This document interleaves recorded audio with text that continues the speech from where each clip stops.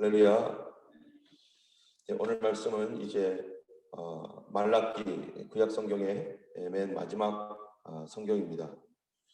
말라기에서는 여러 가지 질문들이 있습니다. 이 이스라엘 백성들과 제사장들 이런 사람들이 하나님 앞에 드리는 질문들이 있는데요. 오늘 첫 번째 질문이 1장 2절에 질문이 있습니다. 두 번째가 2장 17절, 세 번째 질문이 3장 7절, 네 번째 질문이 3장 13절 이렇게 질문들이 있습니다. 이 말라기서는 나의 사자라고 하는 이러한 그 의미를 가지고 있는 선지자의 이름입니다. 말라기에서는 이제 성경의 맨 마지막 성경이고 말라기 이후에는 더 이상 이제 선지자가 세례 요한이 일어날 때까지 나오지 않습니다. 그래서 우리는 말라기 이후부터 세례 요한이 올 때까지를 바로 신구약 중간 시대다 이렇게 말을 합니다. 하나님께서 더 이상 선지자를 보내지 않는다는 것이죠. 이스라엘 민족이 생겨나고 그리고 왕조가 생겨나고 그러면서 계속해서 하나님은 이 이스라엘 민족에게 하나님의 말씀을 전하는 선지자들을 성경에 나와 있지 않은 수많은 선지자들이 있습니다. 우리가 잘 모르는 하나냐, 스마야, 미가야 뭐 이런 선지자들, 이런 선지자들까지 합치면 얼마나 많은 선지자들을 하나님 보내셨는지 우리가 알지 못할 정도로 굉장히 많은 선지자를 이스라엘과 유다에게 계속해서 보내셨어요. 우리 성경에 쓰여 있는 이 소선지서, 대선지서라고 하는 이 선지서, 이 선지자들 이사야, 예레미야, 에스겔, 뭐 호세야, 요엘 뭐 이런 사람들은 성경이 있기 때문에 기록되어 있는 선지자들이고 기록되지 않은 선지자들도 유명한 선지자가 있습니다. 그 선지자 중에 대표적인 사람이 누구겠어요? 바로 엘리야죠. 엘리야 같은 사람은 엘리야, 엘리사서가 있습니까? 엘리야서도 없죠. 예, 그러나 그들은 위대한 선지자예요.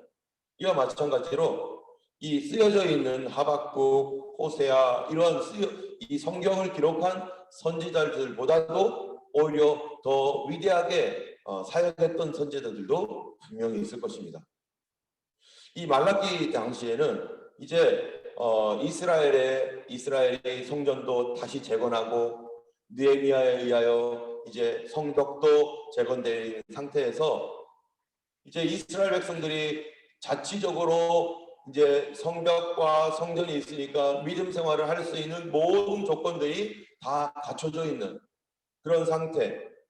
또 자기들의 스스로 비록 식민지 생활을 하면서 살지만 그래도 어느 정도 자유를 보장받으면서 자기 땅에서 자기 성전에서 하나님을 섬길 수 있음에도 불구하고 586년에 나라가 멸망하고 그 다음에 70년 동안 포로 생활해서 그 갖은 고초를 겪고 그리고 성전과 성벽이 만들어질 때까지 주변 민족들에게 참으로 여러 가지 모함을 당하고 어려움을 당하면서 그거를 어떻게 극복해서 다시 에스라 시대 때 이 하나님의 말씀으로 부흥이 일어나서 성경 공부가 시작되고 그리고 이 에스더 시대 때 또 하나님께서 그 죽을 뻔한 그러한 그 수산성에서 유대 민족들을 구원하시고 뭐 이런 여러 가지 사건을 통해서 이스라엘을 보호하시고 지금까지 이렇게 쭉 내려오게 되었는데 이 이스라엘 민족이 이 말라기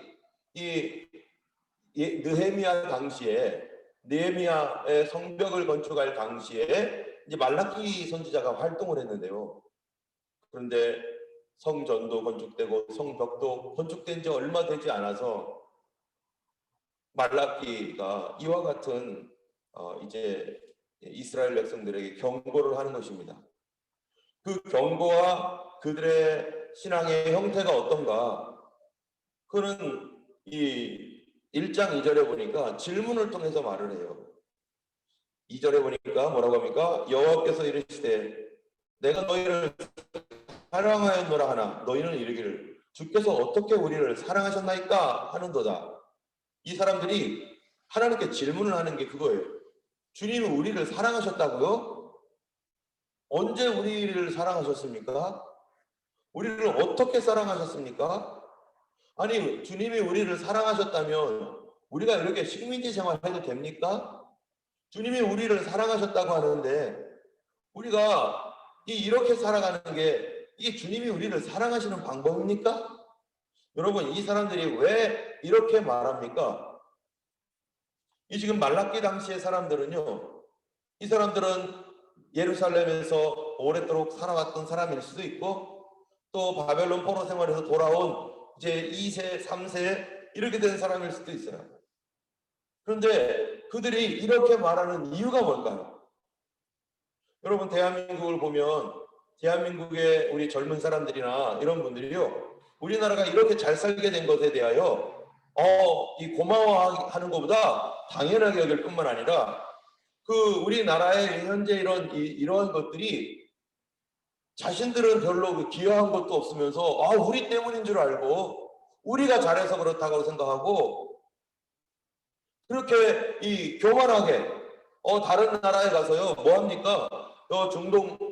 중동이나 동남아시아 이런 좀 우리보다 조금 경제적으로 좀 어렵게 사는 그런 나라에 가서는요 마치 우리가 대장인 것처럼 그 사람들 막 부려가면서 돈 막 써가면서 막 이렇게 우리는 선진국이고 우리는 대단한 나라고 막 이렇게 하는데 본인들이 정작 한 거는 별로 없어요.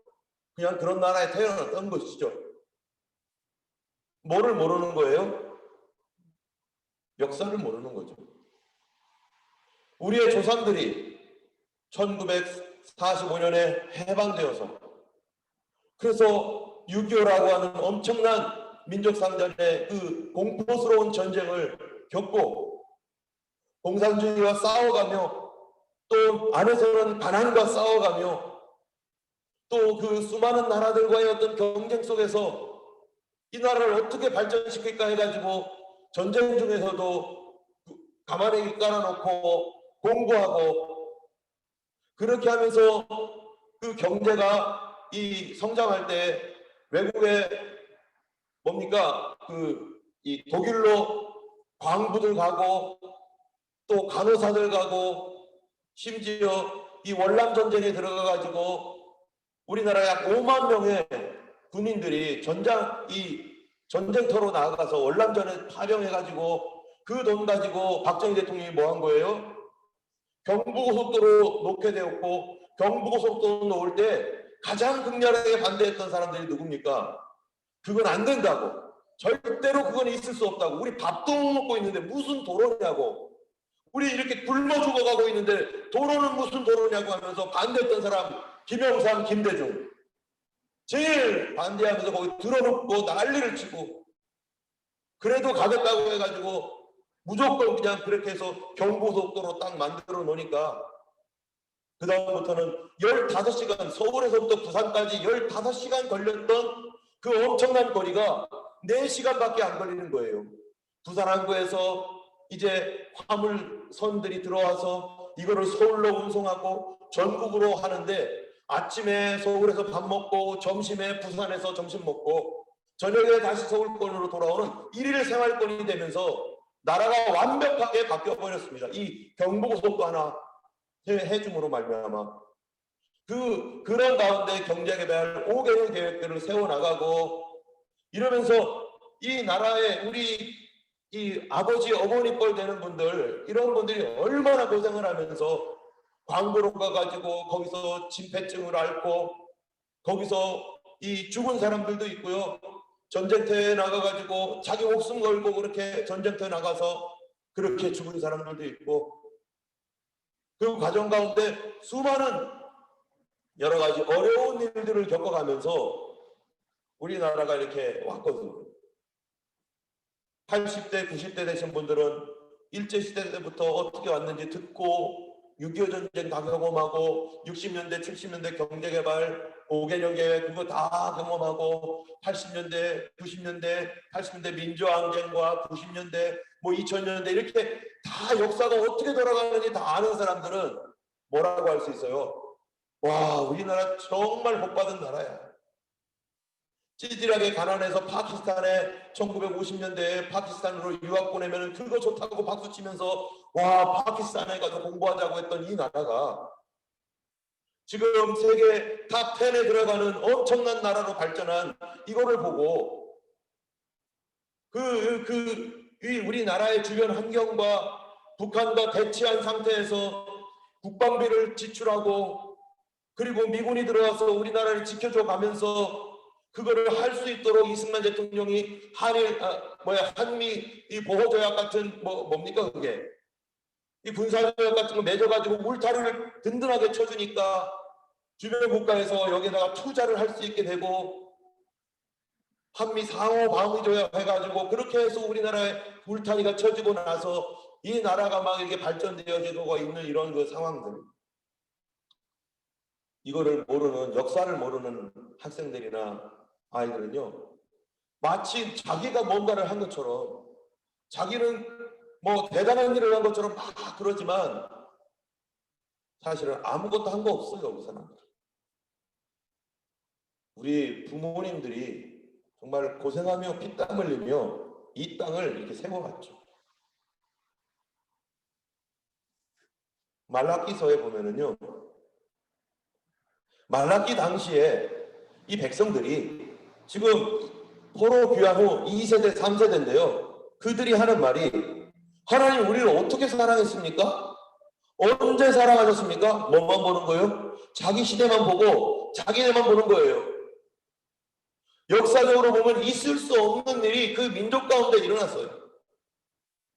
하나님을 배반하여 완전히 떠나버렸던 이 민족이 바벨론 침공에 의해서 부서지고 깨지고 무너지고 그렇게 됐던 이 도저히 회복 가능성이 0% 있을 수 없는 그런 상황에 있던 이 나라, 정말로 놀라운 역사로 고레스 왕의 칙령에 의해서 이스라엘 백성들이 다 돌아가고 포로된 사람들 다 돌아올 사람들 다 돌아오고 뿐만 아니라 70년 동안 사는 동안에도 다니엘이 바벨론의 총리가 돼가지고 그렇게 돌봐주고 고위 관리들이 돼가지고 사드락 메삭 아벤노고 도지사 되고 이렇게 하면서 이스라엘 백성들을 그나마 하나님이 보호해 주시고 자유를 주셨고 고레스 때는 돌아오게 했고 성전이 건축되게 하고 어떻게 돌아올 수 있습니까? 돌아올 수 없죠. 그런데 이러한 역사적인 사실을 알지 못하니까 하나님이 우리를 어떻게 사랑했냐고. 만약에 그들이 역사를 알고 있다면요, 이런 말을 못하죠. 오히려 이런 역사가 없었다면 자신들은 어디가 있어야 돼요? 지금 여전히 식민지 생활하고 있어야 되고 식민지 저 어느 나라에 끌려가가지고 거기서 그냥 이스라엘 민족인지 아닌지도 모르고 그냥 살 수도 있는, 그런데 하나님께서 그들을 돌려보내서 성전 짓게 해줬죠. 성벽 짓게 했죠. 지금 여기까지 오게 된 것도 그들의 조상들이 믿음으로 살면서 기도하면서 에스라 시대에 느헤미야 시대에 하나님 앞에 헌신하고 개혁하고 또 아내들을 이방 여인들과 결혼했던 아내들을 다 돌려보내는 쓰라린 경험과 아픔들, 이런 경험들을 통해서 와, 하나님께서 이 역사 가운데 우리 민족을 이렇게 도우셨구나. 역사성이 전혀 없는 사람들입니다. 만약에 우리가요 역사를 잃어버리면 그 사람은 미래가 없는 거죠. 우리 대한민국이 지금 저렇게 지금 곤란하고 지금 혼돈을 겪고 있습니다. 문재인 대통령이 나라를 뒤집어 버리고 있어요. 역사에 뭐를 했어요 그 사람이 도대체?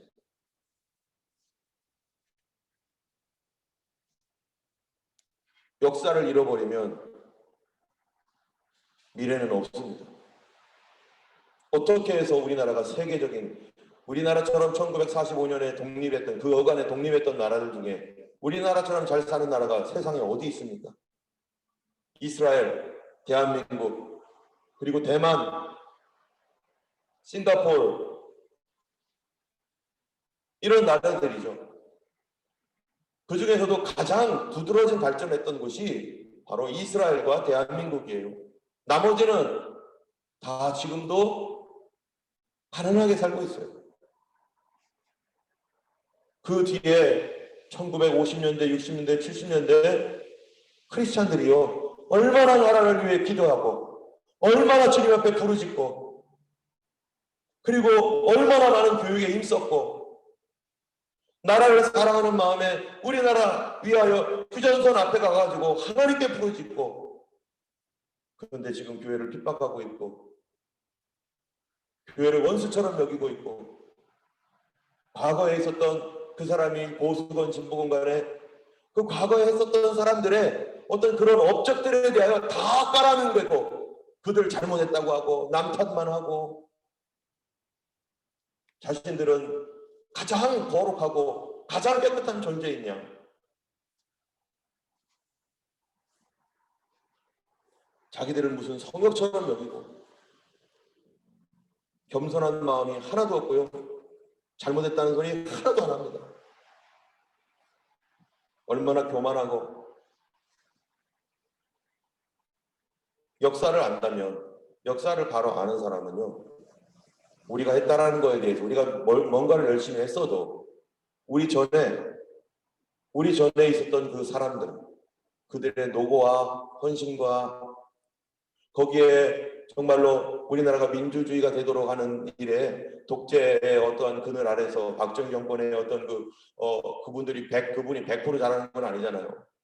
유신헌법 만들고 독재했을 때, 그때 1980년대 저도 대학교 다녔는데 막 나가가지고 데모하고 막 체류탄 막 맞아가면서 막 그렇게 하고, 그러면서 애를 쓰면서 어떻게든지 이 나라가 더 민주화되어야겠다 했던 그 현재 586 세대의 어떤 공로가 있지만, 그들의 공로라고 하는 것은 그 중에 하나죠. 그 중에 일부분이죠. 그것도 우리가 인정하고 그 이전의 것들도 인정하면서 겸손한 마음으로 어떻게 하면 이 나라를 더 바르게 가게 할까라고 하는 이런 것들을 생각해야 되는데, 역사성이 없는 민족, 역사를 잃어버리고 조상들이 무엇을 했는지를 잃어버린 민족은 이제는 다 끝난 것입니다. 말라기가 바로 그 마지막 시대예요. 역사성이 없어요. 이 나라 어떻게 해서 지금까지 성전과 성벽이 세워졌는지 전혀 자기들 시대만 보면서 우리 아직도 가난해, 우리 아직도 이래 하면서 하나님이 우리를 언제 사랑했다는 거야 하면서 뭐 한다는 거야. 하나님에 대하여 무시하고 하나님을 배척하고 주님께 등 돌리고, 우리 기독교 내에서도 우리 하나님께서 우리 교회가 이렇게 성장하는데 얼마나 하나님께서 역사를 하셨습니까? 그런데 크리스찬이라고 하는 사람들 중에서도 예수 그리스도 이외에 다른 구원이 있다고 말하고, 인권과 인류의 평화를 위해서 기독교의 어떤 우리의 중심 가치, 우리가 가지고 있을 절대적인 진리를 다 타협해버리고 이러면서 하나님 없는 사람처럼 살아가는 이 민족은 그 뒤에 소망이 없는 거죠. 말라기 이후에 400년 동안 선지자가 끊어져 버렸습니다. 제가 우리나라의 현재 정권에 대하여서 과장되게 얘기한 부분이 있을 수 있겠는데요. 너무나 안타까운 마음에 오바해서라도 말을 하고 있는 거지만, 어쨌든 우리 교회 성도들은요, 반드시 알고 있어야 되거든요. 역사입니다. 우리는 역사성을 가진 성도, 역사를 잃어버린 민족은 다 끝나버린 거죠. 우리 교회 역사에 대해서도 제가 우리 교회에 와서 그 이전에 있었던 6명의 목사님들과 우리 그 이후에 와서 있었던 이 역사를 보면서 제가 항상 하나님 앞에 우리에게 이 건물을 마음껏 사용할 수 있도록 해주신 하나님 은혜 너무 감사해서 어떻게 해서든지 새벽 기도 다 하고 금요 기도해야 하고 수요 기도해 이 건물을 하나님께서 주신 은혜 다 다른 교회에 가서 이렇게 물어보면은 저보고 어떻게 그렇게 하느냐고 하고 우리는 놀고 있네 하면서 막 목사님들이 뭐 그런 얘기를 하실 때 다른 교회도 다 그렇게 그런 마음 갖고 그렇게 하고 있을 거라고 생각을 하고 우리 이렇게 하고 있다고 하면은 어떻게 그렇게 하느냐고 하는 분들이 몇몇 분들이 있더라고요. 근데 저는 그렇게 해서도 우리가 수독할 수 없는 것이 하나님께서 이거 주신 은혜에 너무 감사하기 때문에 이게 우리 교회처럼 사용하는 데가 어디 있어요? 우리 교회를 어떻게 하나님께서 이끌어 오셨는지에 대한 그런 그 역사를 생각하면은 감히 우리가 어떻게 하나님 앞에 교만하게 내가 이거를 이렇게 했다고 말할 수 있는 어떤 근거도 없고, 우리는 그냥 여기에 묵묵하게 있었을 뿐 하나님께서 다 하신 것밖에 없고, 우리 개인의 신앙의 역사도 마찬가지죠. 내가 오늘 여기에 앉아 있고 내가 오늘까지 주님을 믿고 있는 그 이유는 내가 잘났고 내가 잘해서가 아니라 하나님의 은혜로 우리를 여기에 오게 하셨고 이 자리에 앉게 하셨고, 주모로나마 그래도 이 기도를 놓치지 않고 이 예배를, 하루의 첫 번째 예배를 놓치지 않기 위해서 그래도 이 자리에 나와가지고 어떻게든지 날 구원하신 하나님의 은혜 내가 잊지 않겠다, 앞으로 계속해서 나아가야겠다라고 하는 그 마음 때문에 여기 와 있는데, 그 마음까지 허락하신 분이 누구십니까? 우리 주님이시죠. 우리 예수님이 그렇게 하셨기 때문에 우리는 그거 은혜 감사해서, 주님 아직도 믿음 지킬 수 있도록 해주신 은혜 감사합니다. 주님 아직도 이렇게 믿음을 지킬 수 있게 하셨사오니 앞으로도 하나님 믿음 끝까지 지킬 수 있도록, 오늘 저도 새벽 3시에 일어나가지고 하나님 앞에 기도할 때 너무너무 감사해서, 하나님 절대로 하나님 내가 예수님 배반할 수 없도록, 배반하지 않도록 하나님 날 좀 도와주세요. 과거를 이렇게 생각해 보니까 하나님, 나는 내 스스로 내 믿음을 지킨 게 아니라 하나님이 도와주셨기 때문에 지금까지 왔는데, 하나님 절대로 예수님 배반하지 않고, 나 예수님 배반할 수 있는 가능성 얼마든지 있는 사람입니다. 나 타락할 수 있는 사람이고, 나 언제든지 예수님 모른다고 할 수 있는 그런 연약한 사람입니다. 그러나 나에게 베푸신 그 하나님의 은혜를 죽을 때까지 잊지 아니할 수 있도록 하나님 나를 도와주세요. 끝까지 마음 변치 않고 순수한 믿음 지키며 예수님 사랑할 수 있도록, 마지막 주님 오실 때까지 끝까지 사랑할 수 있는 사람 되도록. 과거를 돌아보니까 자랑할 게 없는 거고, 지금까지 곁에서 애쓰며 도와줬던 많은 성도님들이 있었어요. 나 혼자 어떻게 섭니까? 함께 옆에서 기도해주고, 어려울 때 같이 울어주기도 하고, 힘들 때 옆에서 부축해주고, 그리고 같이 밥 먹어주고, 같이 고민 들어주면서 우리는 서로에게 또 그렇게 가는 거죠. 옆에 쓰러져 있을 때 곁에서 그냥 있어주면서 격려해주고, 이게 나 혼자 한 게 아니라 하나님께서 적절할 때마다 도우시고 보이지 않는 손으로 그렇게 하나님이 지금까지 지켜주셨기 때문에. 그런데 이스라엘 백성들은, 제사장들은요, 하나님의 이름을 멸시한다는 거고, 뭐가 없어요? 역사를 모르기 때문에. 우리는 항상 우리의 과거를 잊지 말아야 됩니다. 내가 어떻게 살아왔는지, 내가 어떤 사람이었는지. 하나님의 은혜가 아니면 2020년도 믿음 지키지도 못했습니다. 하나님의 은혜가 아니면 2021년 우리 믿음 지킬 수가 없습니다. 하나님의 은혜가 아니면 우리나라 대한민국이 2021년 잘 갈 수가 없어요. 지금까지 지켜주신 그 하나님의 보호의 손이 떠나지 아니하도록 우리 대한민국을 위해서 기도할 뿐만 아니라 우리 자신의 지금까지 돌아봤던 과거를 돌아보면서 내가 어떻게 지금 이 자리에 와 있는가, 내가 어떻게 앞으로 가야 될 것인가.